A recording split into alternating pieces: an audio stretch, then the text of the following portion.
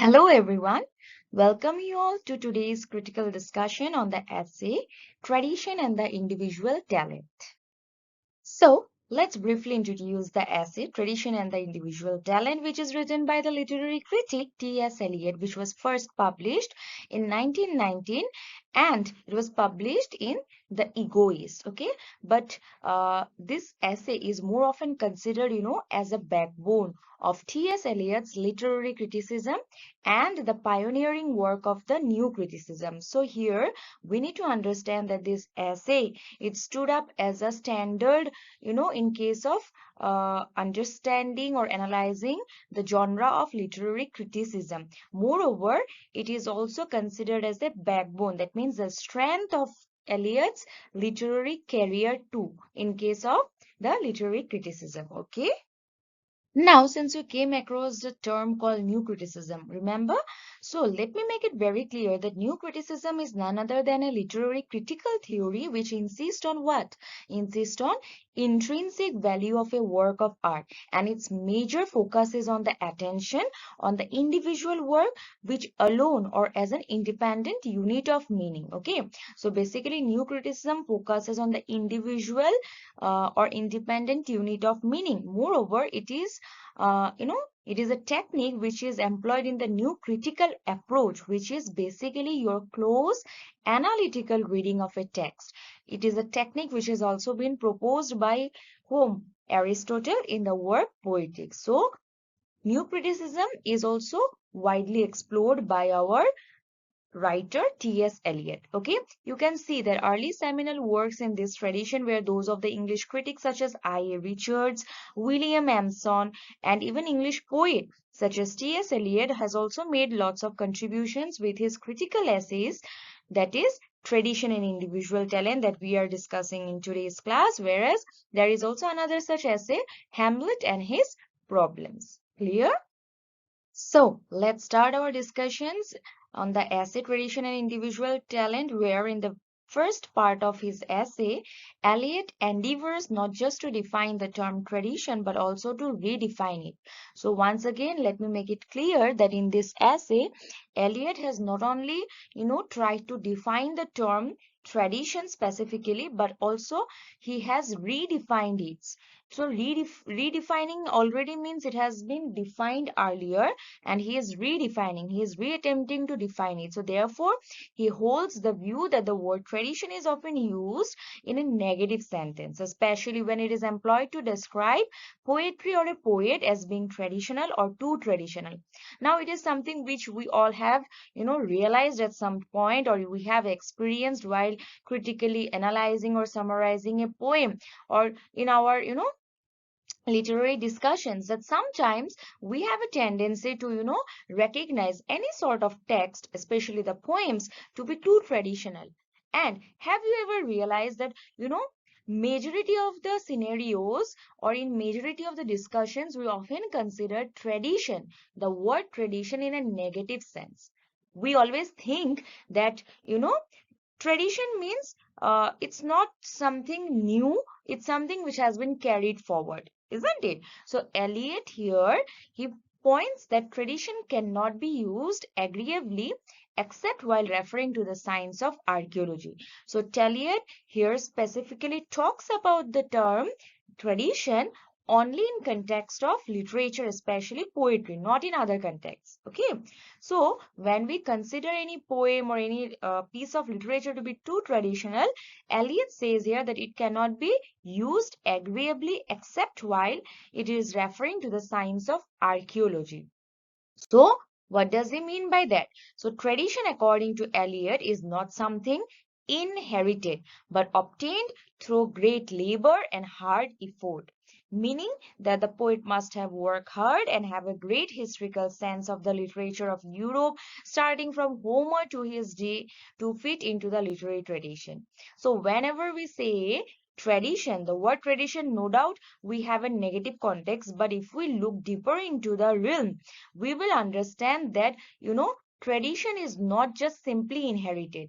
It requires a lot of great labor and hard efforts, because when you follow the tradition, you go back to the roots. You study from the basics to your present day, isn't it? So learning and growing with your tradition, it's not just simple an inheritance. Even if we go and think outside the picture of this literature, when we use the term tradition, does it simply mean that you are following uh, in a very simple manner whatever you are seeing from your forefathers or in the old processes? No, you are learning, you have went back to your roots to understand those things, so it requires a lot of effort. So similarly, Eliot also talks specifically in case of literary tradition. Okay, so never get confused with this essay that it is not talking about the tradition in the broader context, it is specific to the literary tradition.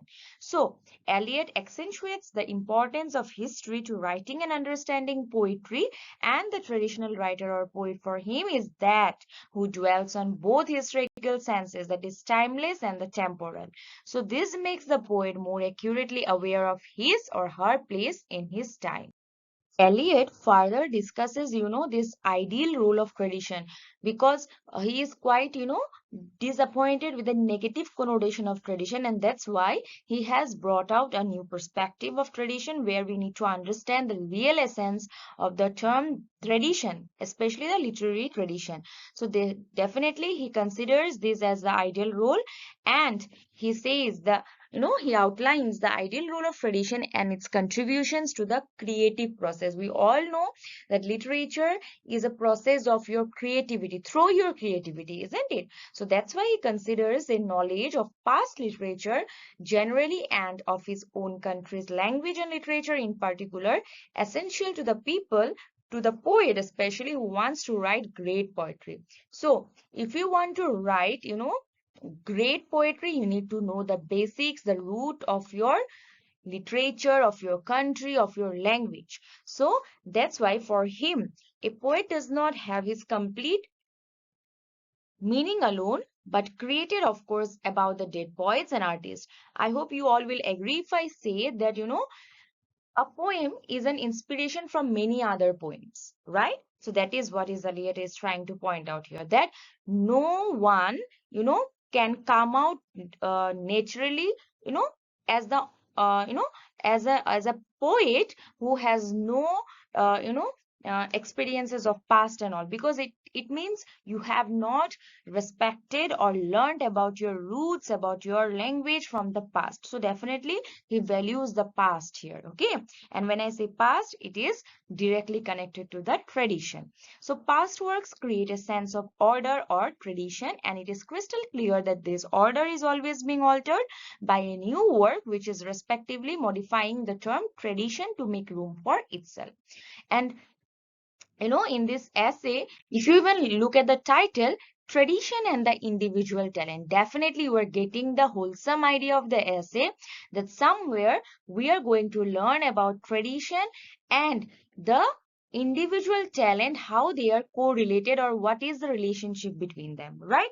Because when we talk about tradition and when we talk about individual talent separately, they are completely different ideas. Tradition means when you follow through your from your past experiences or past knowledge, and individual talent means you're completely individual, right? But here Eliot tries to conjoin, that means tries to assemble these two essential terms together. So Eliot attests to the reciprocal relationship between the past and the present. They both influence each other as much as the present and the past poets and artists influence each other. Okay, as I already said, that past matters in the present in case of literary tradition, because we can value our work only when we can value our own language, our own literary period, our literary contributions, and so on. Okay, so significantly, Eliot states, though implicitly, that he does not subscribe to the view that poetry requires an amount of profound scholarly knowledge. You need to know the past, you need to know the tradition. Clear? So he alternatively suggests that a great artist, like the example of Shakespeare is given here, is one of the writers who acquires not only what is necessary for his work. Most importantly, Eliot dwells upon the idea that the poet must develop and procure the consciousness of the past in a way that this development must be progressive throughout his career. So, till this point, we have understood that Eliot is prioritizing what? Tradition and the essence of tradition, right? Eliot is prioritizing or giving importance to the idea that a writer should know the past, the tradition, the literary tradition to write something creative. It helps in the creative process. So now it is at the end of the first part of the essay, Eliot introduces what he calls the process of depersonalization. I hope you have already come across this term, and the extinction of personality. So he believes that a poet must continually self-sacrifice to this spatial awareness of the past. Once the process of depersonalization has been established, we can then say that the art assimilates the condition of science by being objective enough. So doing so, Eliot paves the way for his new theory of the impersonality of poetry, which is the subject of the second part of his essay. So in the first part of the essay, he begins with the what? He begins with the focus or importance on the tradition and how it helps or impacts in the creative process. And towards the last part of the essay, he made, a new, yes, he proposed a new idea, that is the process of depersonalization and extinction of personality. So what is meant by these two terms? It is described more specifically in the second part of the essay. So in the second part of the essay, Eliot places great importance on criticizing poetry in disjunction from the poet. For him, the poet is nothing but a medium for expression. And using the analogy of the catalyst, a substance that makes a chemical reaction happens faster without being changed itself. Eliot asserts that the poet is like the shred of platinum, which remains unchanged and unaffected by the work they produce. Now, it is something very important for everyone to understand the, basic part of this essay is that Eliot, no doubt he is prioritizing your this term called tradition, but he is also quite disappointed with with the poets and the writings. Why? Because he criticizes that the poet is nothing but a medium for expression. Definitely, poet is a medium of expression, isn't it? The poet is expressing through the words. So he compares with an analogy, the analogy of the catalyst.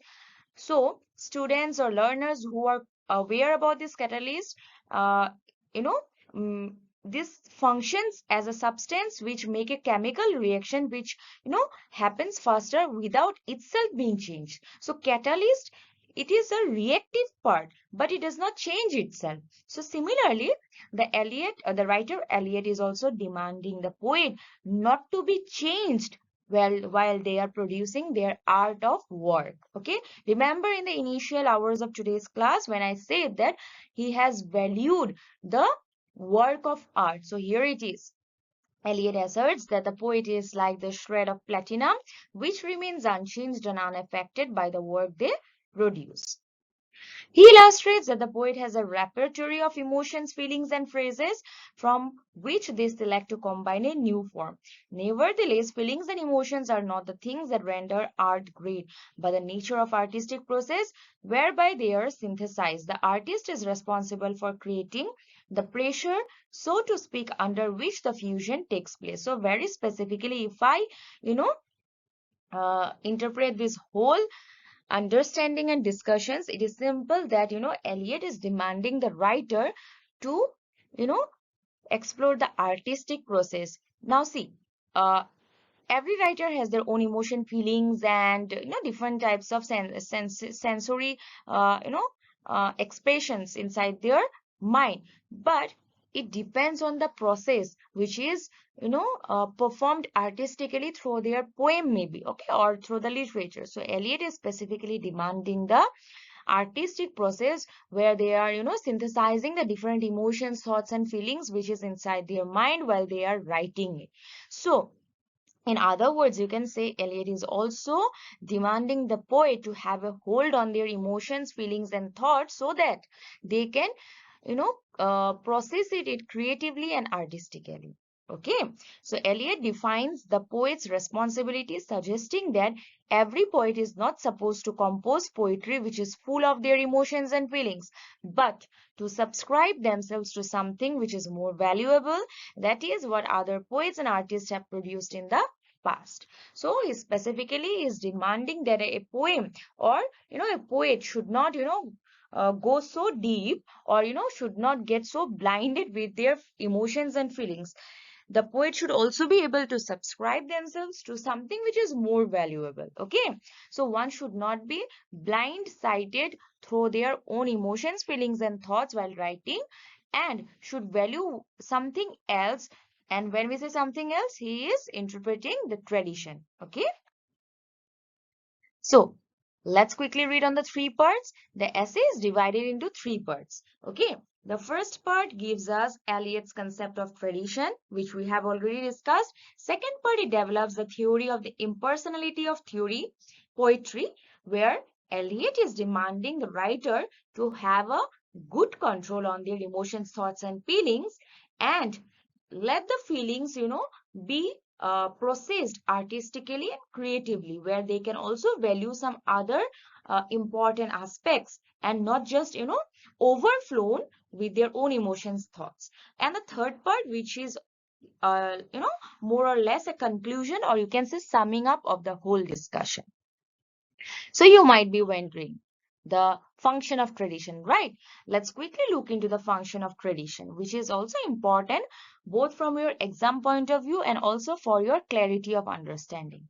So the work of a poet in the present is to be compared and contrasted with the works of the past and judged by the standards of the past. This is important because past, it affects the present. It is a part of our present.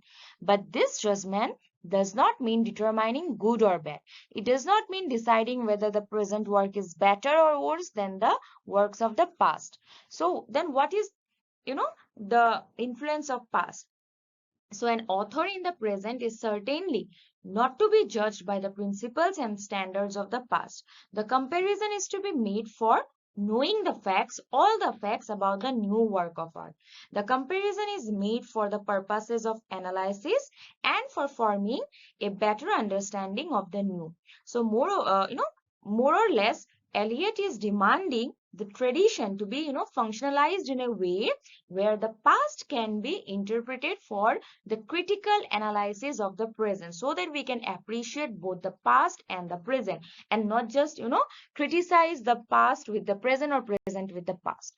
So it is by comparison alone that we can consider the traditional from the individual talents in a given work of art. So, when we say the function of tradition, you also need to understand this exceptional theory which Eliot has proposed in this essay, and that is impersonality of poetry, the extinction of personality. That means while writing, when a poem is being written, the poet is the medium of expression. We know that. So, Eliot is demanding that the poet should not himself get too much involved in the writing of the poem. Rather, he should use it as a medium of his expressions where he can consider all the aspects of writing the poem.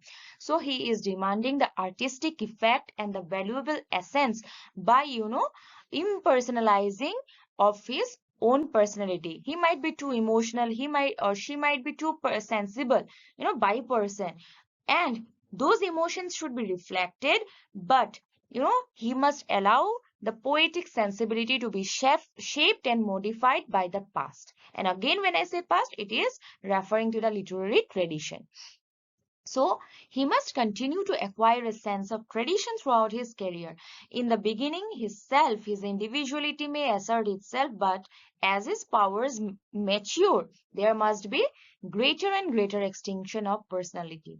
He must acquire greater and greater objectivity, and his emotions and passions must be depersonalized. He must be impersonal and objective as a scientist. So the personality of the artist is not important. Okay.